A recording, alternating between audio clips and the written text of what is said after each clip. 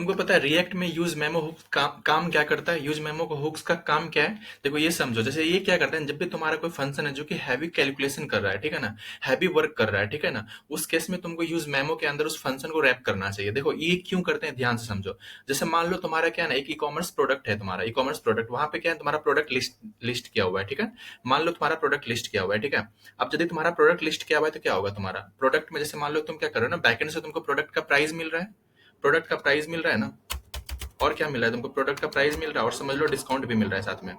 Backend से तुमको product का प्राइस मिल रहा है और डिस्काउंट मिल रहा है, डिस्काउंट मिल रहा है। अब बताओ इस दोनों की हेल्प से तुम क्या कर रहे हो ना, ओरिजिनल प्राइस निकाल रहे हो। जैसे मान लो एक प्रोडक्ट है जिसका कि प्राइस 100 रुपीज है एंड डिस्काउंट 10% है, तो उसका 90 रुपीज ओरिजिनल प्राइस हो गया, ठीक है ना।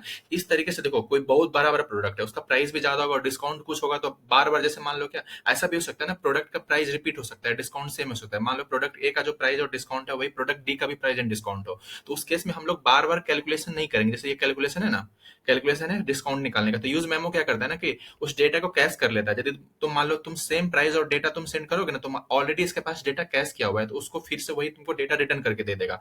मतलब ये कहने का मतलब मेरा ये है, कहने का मतलब ये है कि मेरा ये क्या करेगा ना, ये डेटा जो है ना बार बार कैलकुलेट नहीं करेगा सेम वैल्यू के लिए। यदि तुम सेम प्राइस और सेम डिस्काउंट भेज रहे हो तो फिर से वो कैलकुलेशन नहीं करेगा। वो क्या करेगा, जो तुम्हारे पास ऑलरेडी वो जो पहले से यदि कैलकुलेट करके रखा है वही डेटा तुमको रिटर्न करके देगा।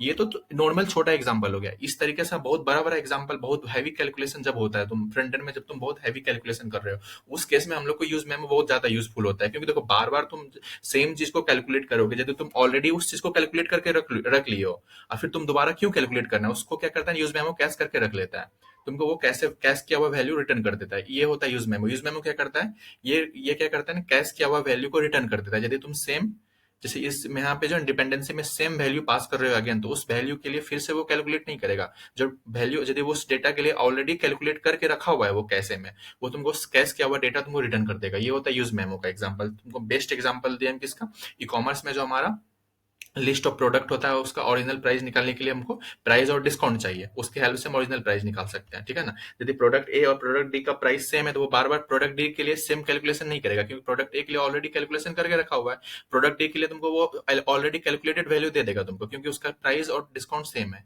ये होता है यूज मेमो। यदि तुमको पहले से पता था कमेंट करके बताना, इस चैनल को सब्सक्राइब करके रख लो इस टाइप के वीडियो देखने के लिए।